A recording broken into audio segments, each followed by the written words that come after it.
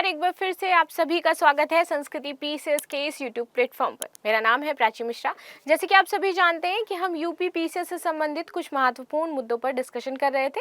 इसी सीरीज में आज हम बात करने वाले हैं उत्तर प्रदेश के प्रमुख वायु परिवहन जो क्षेत्र हैं इनके बारे में।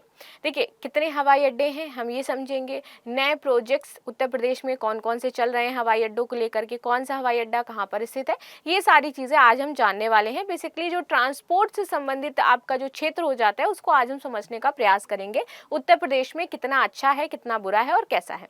ठीक है, तो चलिए शुरू कर लेते हैं आज की क्लास। बिना किसी देरी के वीडियो एंड तक जरूर देखिएगा और देखते हैं क्या इंपॉर्टेंट चीजें इसमें शामिल हैं।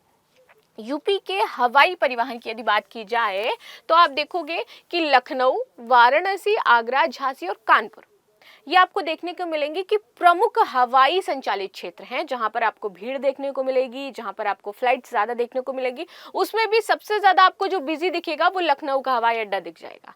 ठीक है, सबसे इंपॉर्टेंट, सबसे बिजी हो जाता है। इसके बाद उत्तर प्रदेश में नागरिक उड्डयन प्रशिक्षण केंद्र जो बनाया गया है वो बरमौली में बनाया गया है, जो कि इलाहाबाद में आपका स्थित है। उत्तर प्रदेश के गोरखपुर में सामरिक महत्व का वायुसेना का हवाई अड्डा आपके स्थित हो जाता है। ठीक है, अभी कुछ नए प्रोजेक्ट्स लाए गए हैं, जैसे आप जेवर एयरपोर्ट वाला जो क्षेत्र देख रहे हो वहां पर बनाया जाएगा। ठीक है, इसके तहत सरकार ने उड़े देश का हर नागरिक नाम की एक योजना चलाई थी, जिसके तहत वो जितने भी उत्तर प्रदेश में या फिर भारत में आपके डोमेस्टिक फ्लाइट्स वाले जो क्षेत्र जाते हैं उनको विकसित कर रहा था। ठीक है, ताकि हर जगह से उनको उड़ाने मिल सके और इस परिवहन के क्षेत्र में थोड़ा सा चेंजमेंट आ सके, वायु परिवहन बेसिकली। आगे देख लेते हैं, नेशनल पैराशूट ट्रेनिंग कॉलेज की बात करी जाए तो ये आगरे में आपका स्थित है और इंदिरा गांधी राष्ट्रीय उद्यान अकादमी फुर्सतगंज रायबरेली में स्थित है। सोनभद्र जिले में आदित्य बिरला समूह द्वारा एक निजी हवाई अड्डा बनाया गया है और झांसी हवाई अड्डा भारतीय सेना का हवाई अड्डा हो जाता है। भारतीय वायुसेना का हवाई अड्डा बख्शी का तालाब लखनऊ में स्थित है और कुशीनगर एयरपोर्ट प्रस्तावित है जो आपका बनने वाला है। तो यहाँ पर ये आपको जो चीजें बताई गई हैं कि कहाँ किसका आपको सेंटर है, क्षेत्र जो हो जाता है एक तरीके से अकेडमी, और कहाँ पर कौन से आपके हवाई अड्डे बनाए गए हैं। कहीं पर डोमेस्टिक है, कहीं पर निजी हवाई अड्डा बनाया जा रहा है, कहीं पर सेना के लिए बना हुआ है जो आम जनता के लिए नहीं है। ठीक है, जैसे कि देखिए झांसी में जो हवाई अड्डा बना है ये भारतीय सेना का हवाई अड्डा है, इससे आम जनता कहीं भी उड़ाने नहीं बढ़ सकती है। तो ये सारी चीजें हमें समझनी है इस टॉपिक में कि सेना के लिए कौन कौन से बनाए गए हैं और आम जनता के लिए कौन कौन से हैं। दोनों चीजों के बारे में आज हम यहाँ पर डिस्कशन करने वाले हैं। शुरू करते हैं आगे। देखिए, सबसे पहले बात करेंगे चौधरी चरण सिंह अंतर्राष्ट्रीय हवाई अड्डा जो आपके लखनऊ में हो जाता है। इंटरनेशनल हवाई अड्डा है, सारी उड़ानें हर जगह की चेंजमेंट वगैरह आप यहाँ से कर सकते हो। सबसे बिजी और एक तरीके से कह सकते हो कि सबसे इंपॉर्टेंट यदि उत्तर प्रदेश का कोई हवाई अड्डा है तो आपका चौधरी चरण सिंह अंतर्राष्ट्रीय हवाई अड्डा हो जाता है, क्योंकि यहाँ पर इंटरनेशनल लेवल की आपको फ्लाइट्स मिल जाती हैं। ठीक है, यूपी का यह मुख्य हवाई अड्डा और राज्य की राजधानी लखनऊ में स्थित हो जाता है। ये अमौसी हवाई अड्डे के नाम से भी जाना जाता है। तो जो लोग अमौसी के आसपास रहते हैं मुझे कमेंट करके बताएं। ये भारत के सबसे व्यस्त हवाई अड्डों में से एक है, जैसे मैं बताया कि सबसे ज्यादा बिजी रहता है ये। यहाँ पर आप देखोगे मुंबई, कोलकाता, दिल्ली, देहरादून, बेंगलुरु से राष्ट्रीय उड़ानों और दुबई, मस्कट, जद्दा, शहराज और रियाद से अंतर्राष्ट्रीय उड़ानों की सेवा ये देता है, क्योंकि यहाँ पर आपका हज सेंटर भी बना हुआ है। कहाँ पे? लखनऊ में। ठीक है, बहुत बड़ा यहाँ पर हज सेंटर है, तो फ्लाइट्स यहाँ से डायरेक्ट मिलती हैं लखनऊ से, इसलिए जो जितने भी हाजी हैं वो इस एयरपोर्ट से जाते हैं। अब यह अबू धाबी से उड़ानें प्राप्त करने के लिए भी तैयार है। लखनऊ हवाई अड्डे से दिल्ली और मुंबई के लिए बहुत सारी आपको फ्लाइट्स मिलेंगी। अमौसी हवाई अड्डा वर्ष 1986 में चालू किया गया था, कंस्ट्रक्शन चालू 1986 में। उस समय इसमें केवल एक टर्मिनल के साथ एक छोटे से हवाई अड्डे के रूप में इसको शुरू किया गया था। अब बात करेंगे लाल बहादुर शास्त्री अंतर्राष्ट्रीय हवाई अड्डा जो आपका कहाँ पर है? वाराणसी में हो जाता है। ठीक है, ये उत्तर प्रदेश का दूसरा सबसे बड़ा हवाई अड्डा हो जाता है। ये बाबतपुर में मुख्य शहर से लगभग 18 किलोमीटर दूर पर स्थित है। यह क्षेत्र के महत्वपूर्ण बौद्ध स्थलों की जो यात्रा है उसको कराने वाले तीर्थ स्थलों के लिए निकटतम सीधा मार्ग भी प्रदान करता है। यहाँ से आप जा सकते हो डायरेक्ट फ्लाइट में बैठ करके। यह एक नागरिक हवाई अड्डा है जिसकी देखभाल भारतीय हवाई अड्डा प्राधिकरण करता है। तो ये एक नागरिक हवाई अड्डा, आपको समझ में आ रहा होगा कि ये आम जनता इसको यूज कर सकती है, सेना का ये नहीं है। ठीक है, आगे आ जाते हैं। नेक्स्ट देखते हैं, इसकी शुरुआत एक घरेलू हवाई अड्डे के रूप में की गई थी। पहले ये इंटरनेशनल फ्लाइट्स आपको नहीं देता था, लेकिन अब इसमें क्या है, चेंजमेंट हुए हैं।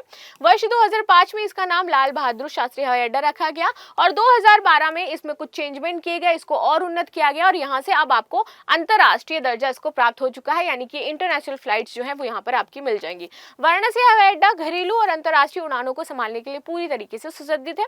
बात कर लेते हैं इसमें टर्मिनल की, तो यहाँ पर अंतर्राष्ट्रीय टर्मिनल है, कार्गो टर्मिनल यानी कि जो सामान आता है आपका, ठीक है, वो वाला, और घरेलू टर्मिनल नामक आपके 3 टर्मिनल यहाँ पर हैं।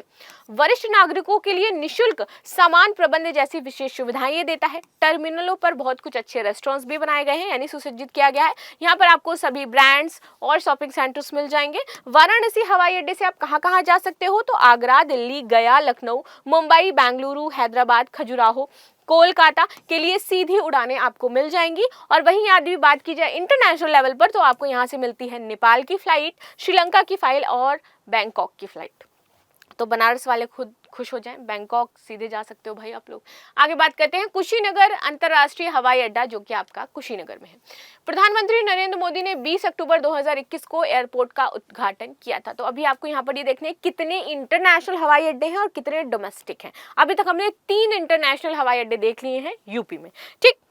चलो आगे आते हैं। नोएडा इंटरनेशनल ग्रीनफील्ड एयरपोर्ट जेवर गौतम बुद्ध नगर में बन रहा है। अभी तक कौन सा था, यूपी का लखनऊ था, लेकिन जैसे ही आपका ये जेवर कंप्लीट होगा, आप ये समझ लीजिए सबसे व्यस्त, सबसे इंपॉर्टेंट यूपी का जो एयरपोर्ट है वो ये होने वाला है। जो लोग जेवर के आसपास रह रहे होंगे उनको पता होगा कि भाई इस टाइम जमीनों के रेट क्या चल रहे हैं, इंफ्रास्ट्रक्चर किस लेवल पर बिल्ड किया जा रहा है, वहाँ के लोगों के दिमाग एकदम आसमान पर चल रहे हैं भाई, ठीक है। चलो आगे आ जाते हैं। 1334 हेक्टेयर में फैले नोएडा इंटरनेशनल एयरपोर्ट का निर्माण यूपी के गौतम बुद्ध नगर में स्थित जेवर में किया जा रहा है, ठीक है। पीएम मोदी ने नवंबर 2021 में इस एयरपोर्ट की आधारशिला रखी थी। पहले ये जो एयरपोर्ट था यही आपका सैफई में बनाया जा रहा था, जब कौन थे, अखिलेश यादव थे। लेकिन अब जब सरकार चेंज हुई तो फाइनली ये प्रस्तावित कहां पर किया गया, जेवर में किया गया। आगे आते हैं। जेवर के ग्रीनफील्ड इंटरनेशनल एयरपोर्ट के निर्माण की देखरेख कर रहे नोएडा इंटरनेशनल एयरपोर्ट लिमिटेड ने उत्तर प्रदेश सरकार को यहाँ पर क्या किया है, सूचित किया है कि नोएडा एयरपोर्ट पर लगभग 78.11% काम पूरा हो चुका है। टर्मिनल बिल्डिंग की तरफ जो काम है वो आपका थोड़ा सा बाकी रह गया है, जिसकी वजह से परिचालन अभी शुरू नहीं हो सकता है। नोएडा इंटरनेशनल एयरपोर्ट का उद्घाटन 2024 के अंत तक होना है, और जब इसका उद्घाटन हो जाएगा तो आपको पता चल जाएगा कि भाई सबसे इंपॉर्टेंट और महत्वपूर्ण हवाई अड्डा यूपी का कौन सा होने वाला है, यही होने वाला है। चलो आगे आते हैं। इसे 7 महीने के लिए टाल दिया गया है। निर्माण की देरी के कारण जेवर स्थित नोएडा इंटरनेशनल एयरपोर्ट अब अप्रैल 2025 के अंत तक परिचालन शुरू करने की उम्मीद है। पहले 2024 में इसका होना था, जैसे कि बताया गया था, प्रस्तावित था। इसके बाद आ जाता है मर्यादा पुरुषोत्तम श्री राम अंतर्राष्ट्रीय हवाई अड्डा, जो भी अभी निर्माणाधीन है, फैजाबाद अयोध्या में है, ठीक है। बताया जा रहा है कि भाई ये जल्दी ही बन करके तैयार होगा। देखने वाली बात है कि कब तक। तो इसका जो उद्घाटन है वो 30 दिसंबर 2023 को किया गया था प्रधानमंत्री नरेंद्र मोदी जी के द्वारा, ठीक है। इसको मर्यादा पुरुषोत्तम श्री राम अंतर्राष्ट्रीय हवाई अड्डे के रूप में जाना जाएगा, क्योंकि अयोध्या में क्या है, राम मंदिर है, इसलिए ये परियोजना राष्ट्रीय राजमार्ग 27, 27 और फैजाबाद जंक्शन रेलवे स्टेशन के पास यूपी का 5वां हवाई अड्डा होने वाला है। तो कितने इंटरनेशनल हवाई अड्डे हो गए यूपी में, 5 हो गए। इसके बाद कुछ डोमेस्टिक देख लेते हैं, प्रमुख हवाई अड्डे कौन कौन से हैं। बरमौली हवाई अड्डा जो कि प्रयागराज में है। इसके बाद नेक्स्ट आ जाता है चकेरी हवाई अड्डा जो कि कानपुर में है। इसके बाद खेरिया हवाई अड्डा आगरा में पड़ जाता है। सरसावा हवाई अड्डा सहारनपुर में पड़ जाता है। हिंडन हवाई अड्डा गाजियाबाद में पड़ जाता है। फिर इसके बाद ललितपुर हवाई अड्डा जो ललितपुर में स्थित है। तो इंटरनेशनल 5 है, इसके बाद ये सारे डोमेस्टिक हैं। झांसी हवाई अड्डा आपका कहाँ पर है, झांसी में है। महायोगी गोरखनाथ हवाई अड्डा कहाँ पर है, गोरखपुर में बनाया गया है। आईआईटी कानपुर हवाई अड्डा कल्याणपुर यहाँ पर बनाया गया है ये वाला। सो सिर्फ आईआईटी कानपुर के जो मतलब इंपॉर्टेंट चीज़ें या प्रोफेसर या कोई इंटरनेशनल टीचर्स या ऐसा कुछ आते हैं तो बेसिकली वो उनके यूज़ में आता है। बरेली हवाई अड्डा आपका बरेली में है। फुर्सतगंज हवाई अड्डा आपका कहाँ पर है, अमेठी में हो जाता है। फ्लाइंग स्कूल के रूप में कुछ विकसित एयरपोर्ट्स हैं, उनके बारे में बात कर लेते हैं। तो BR अम्बेडकर एयरपोर्ट जो कि मेरठ में है। Indira Gandhi national aviation academy Amethi में है।